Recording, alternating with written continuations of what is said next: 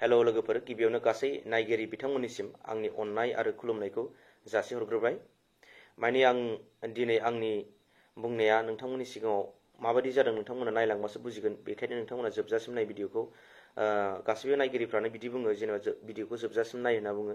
बियो इउटुबारफोरनि मोनसे खामानि। मानो होनना बुङोबा नोंथांमोना साननो हागौ दि बेबायदि जोबजासिम नायोब्लासो इउटुबाव फैसा हाबो मा हाबो, बे बाथ्रा नङा। नोंथांमोना जोबजासिम नाय। सोरबाया बिदि साननो हागौ, नाथाय नोंथांमोना जोबजासिम नायब्लासो बुजिगोन। दा माने आं दिनैनि टपिकआ जाहैबाय बिटिआरनि हेंथायै गोबां मानसिफोरा बाथ्रा बुंबाय थायो। बे बिटिआरनि हेंथायै बाथ्रा बुंनाया मानि थाखाय बुङो आं बेखौ नोंथांमोननि सिगाङाव फोरमायहरनो नागिरदों आरो। स्पेसियेलि बिपिएफनि मानसिफ्रा बेबायदि बाथ्राखौ बुंबाय थायो। नोंथांमोना मानि थाखाय बुङो नोंथांमोना मोजाङै नायलांबासो बुजिगोन आरो। खोनासं, बिटिआरनि हेंथा बुंग्राया गिबियावनो बिपिएफनि लिडार हाग्रामा महिलारि बिथाङा बिटिआरनि हेंथा बुङाब्ला इलेक्सनखौनो गेलेनो जेबो बाथ्रायानो गैया आरो। नोंथांमोना हमनो हागोन, बिथाङा मानि बेबायदि बिटिआरनि हेंथा बुङाबा बिथाङा मा इलेक्सन गेलेनोनो बिथाङा पावारानो गैया आरो जेबो बुंनो हानायनि बिहा मा होनो इलेक्सन गेलेनायनि बिहा पावारानो गैया आरो। मानो होनना बुङोबा बिटिआराव दिनै मा मा दफा दं बिथाङा गासै बेखौ मोनथिजोबगौ। दिनै गंब्रै इउनिभारसिटि, बेजों लोगोसे गोबां इन्जिनियार कलेज, गोबां मेडिकेल कलेज, ओमफ्राय गोबां बायदि बायदि मैया एग्रिकालसार कलेज बायदि बायदि दङ। मानो होनना बुङोबा जोङो जोंनि बर' हारिखौ फोथांनानै लाखिनो थाखायबा जोंनो सोलोंथाइ नांगौ जायो। बेखायनो जोंनो दिनै सोलोंथाइनि थाखाय गोबां फरायसालि आरो इउनिभारसिटि कलेज बायदि मैया रोखोमनि फैबाय। आरो लोगोसे मा होनो जों इउपिएससि सबसे आसामाव देरसिन मा होनो जेनेबा मा होनो सार्भिस मावनाया जाहैबाय इउपिएससि एपिएससि। बेफोरबायदिखौ जोङो मा बर' रावजों बर'नि आखरजों लिरनो मोनसिगोन, जेरै बिपिएससि। नोंथांमोना बेखौबो मिथिखाबाय, बेखौ बुंनांगौनि खोथा गैला। एकर्डआव मा मा दङ नोंथांमोना नायब्लानो मिथिखासिगोन। नाथाय बिथाङा बिनि सोमोन्दै हेंथा खालामनायानो जाहैबाय बिथाङा बेखौ बुङाबा माने माखासे बिपिएफनि मानसिफ्रा बारस्लायगोन। मायाव बारस्लायगोन? जायफोरा एकर्ड खालामना लाबोदों बिथांमोनजों थाफानानै मा इलेक्सनखौ गेलेगोन एबा बिथांमोनजों बारस्लायलांगोन। मानो होनना बुङोबा बिटिसिआवनो बेफोरबायदिया दंजोबखायो होननानै बुंफ्लानांगौ जादों आरो बिसोरो। मानो होननानै बुङोबा बेबायदि बुंफ्लानांगौ जानायानो जाहैबाय बिथाङा जेबो राहा गैलादि माने बिटिसिआ मोनसे फिसा मा होनो फिसा खुंथाइल'सोमोन, नाथाय बिटिआरआ दिनै बिराद गिदिर खुंथाइ फैबाय। बे खुंथाइखौ माने सासन खालामनो थाखाय माने गैयाब्लाबो गोरों मानसि नांगौ जायो आरो। बेखायनो बिथाङा माने बेबायदि बाथ्रा बुङाबानो माने इलेक्सनाव गेलेनो बिहा बाथ्रायानो गैया आरो। बेखायनो बेबायदि बिथाङा बुंबाय थायो। नोंथांमोना साननानै नायोब्लानो बुजिखागोन। दा जोङो माने माखासे बुंनो थाङोब्ला जोङो जाय माने बिपिएफआव नांथाबनानै थादों लिडार बिथांमोनाबो बे बाथ्राखौ बुंगोन। बिटिआरनि हेंथा बुंफ्लाबाय थागोन आरो नोंथांमोना एसे सानना नायोब्लानो बुजिगोन। आरो मा होनना बुङो, दिनै जाय बिपिएफ सरकारजों नांथाबनानै दङ लिडारफोर, बिथांमोना मानि बिटिआरनि बा इउपिपिएल दा जे बिटिआर सुक्ति खालामग्रा बिसोर इउपिपिएलजों लोगो नांदों नालाय, बिथांमोना बिनि हेंथायै मानि थाखाय बुङो, बिथांमोना बिसोरजों जाय साफा सानैया बिसोरजों थाफानानै साफा सानैनि गोबां बांसिनानो माखासे लिडारफोरा बिपिएफनि लिडारफोरा बिसोरजों थाफानानै बिटिआरखौ मोजां मोनाखै मायाखै होनना बाथ्रा बुंबाय थायो आरो। नाथाय जोंनि गामि ओनसोलनि माखासे जाम्बा जाम्बि थायो गामि ओनसोलाव, गोबां लेखा रोङिफोर दङ, बेफोरखौ थगायबाय थायो आरोना। जाय गोरोंफोर दङ बिथांमोना माने सामलायबाबो गामिनि मानसिफोरखौ रोङिया बांसिनखायनो जोङो मा बेखौ बुजायबाबो हाया आरो। मुस्रि गांसे बा माबा मोनसे बा बोसोराव खनसे इलेक्सन फैयोब्ला 1,000, 2,000, 3,000 फैसा मोनब्लानो बिथांमोनजों थाफायो आरो। बिथांमोनाबो सोलायनांसिगौ दायो।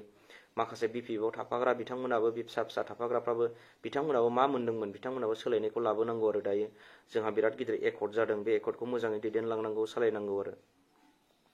दा बिथाङा बेबायदि बुङाब्लानो जेबो माबा गैया आरो। बिपिएफ सरकारनि मानसिफोरा जेनेबा एकर्डखौ मोजां मोनाखै होननानै। आरो आं मोनसे बाथ्रा बुंबावनि बेवहाय, मा होनोमोनलाय बियो, सानसुमा खुंगुर बैसोमुतिवारि बिथाङाबो बिटिआरखौ मोजां मोनाखै। मानि थाखाय मोजां मोनाखै आं मिथिखागौ। बिथाङा बिटिआर सुक्ति जायैनि सिगांनो बिसोरजों गोरोबखाबायमोन, जायनि जाहोनाव बियो चन्दननि न'आव थांदों। बियो दैजिं फेस्टिभेल जादों, अब्ला दैजिं फेस्टिभेलाव आंबो दंहैयोमोन फार्स्ट अपेनिं खालि। दैजिं फेस्टिभेल जानाय समाव बिसोरो सानसुमा खुंगुर बैसोमुतिवारिया बिथांनि न'आव थांनानैनो जानाय लोंनाय खालामहैदों, पार्टि खालामहैदों। ओमफ्राय पार्टि खालामखांनायनि उनाव बिसोरो दैजिङाव फैनानै जयैनो दैजिं फेस्टिभेलाव बिसोर फैदों। बे समाव मा होनो चन्दन ब्रह्मआबो बै समावनो दैजिङाव बेनो खुंखानाय नालाय, टुरिजिमनि बे मिनिस्टार नालाय, बियो बहायनो थांनानै मा गान खनदों आरो। सोर गान खनदों? चन्दन ब्रह्मआ गान खनदों। ओमफ्राय सोर सानसुमा खुंगुर आरो बिनि हिनजाव बिसिया माने बे गान खननायजों मोसालायदों आरो। बरायबाय आं नोंखौ बिबार नों आंनि बिबार लायनाय चन्दन ब्रह्मआ बै समाव दैजिं फेस्टिभेल समावनो गान खनखादोंमोन। बेवहायनो बियो मिलायखानायमोन आरो बेखायनो दिनै माबा मोनसे बिपिनिफ्राय सिटफोर मोनबाय बायो खोमा साननानै बिथाङा मा दिनै बिपिएफजों नांथादों आरो बिटिआरनि हेंथायै बाथ्रा बुंदों आरो। मानो होनना बुङोबा सानसुमा खुंगुरा बड'लेण्ड बिनायाव गोदो दङमोनब्लाबो दा बियो बोराय बैसो समाव ओरैनो न'आव थाबाय थादों। बड'लेण्ड बिनायनि माखासे जाहोनफोराव बिथांखौ इनभाइट खालामबाबो बिथाङा थांखायाखैमोन। मानो होनना बुङोबा बियो थाखा फैसानि माखासे लबाव बिसोरजों थाफादों आरो।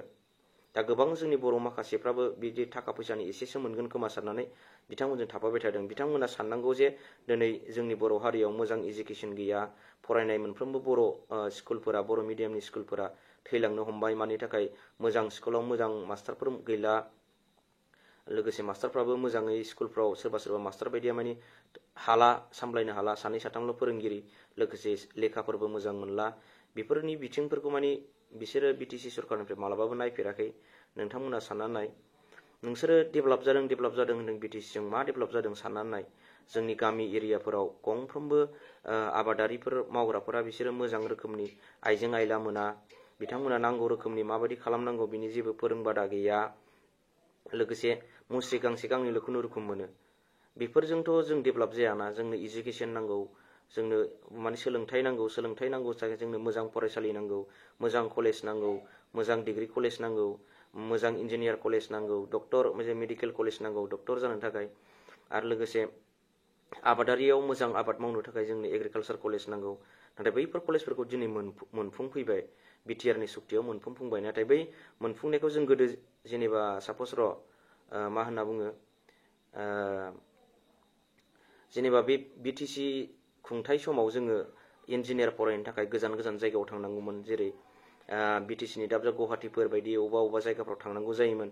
लोगोसे आउट अफ आसाम जेनेबा दस्रा स्टेटआव फरायहैनांगौ जायोमोन।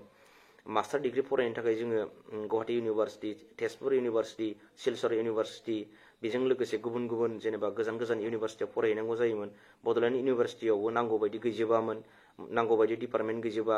गोबां जायगायाव आलदा आलदा गुबुन आउट अफ आसामनि जेनेबा आसामनि अनगायैबो गुबुन गुबुन जायगायाव थांनानै बर'फ्रा फरायहैनांगौ जादोंमोन।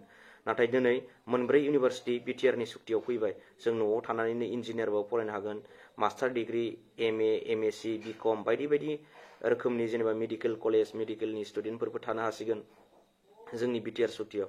बेखायनो नोंथांमोना सानै हयै बे बिसायख'थियाव नोंथांमोना सानै हयै बाहागो ला। आं बेखिनिखौनो बुङो। नोंथांमोना अननानै प्लिज बे बाराव माने जाय सुक्ति खालामदों बे सुक्तिखारिफोरजों नोंथांमोना माने हेफाजाब होफाबानो जाबाय। बिपिएफ हान्जायानो जाया मानो नोंथांमोना ओंखारबोनांगौ आरो मोजां दैदेनगिरिखौ जोङो सायख'नानै होखाबाय। मोजां दैदेनगिरिखौ जों सायख'ना होनायजों लोगोसे बिथांखौ हेफाजाब हो आरो जोंनो गोदान सोलायनाय लाबो आरो राजखान्थियाव माने सोलायनाय लाबोयोब्लासो जोंनि माखासे दावगानांगौ बुस्थुआ दावगालांगोन। आरो जोङो मोनसेल' माबाजों जाबाय थाया, मोनसेल' खुंथाया बिसोरो सिगांनिफ्रायनो बिसोर खुंबोबाय मोजां रोखोमनि खुंबोआसै। नोंथांमोना बुजिखागौ माबायदि मोजां रोखोमै खुंबोआखै।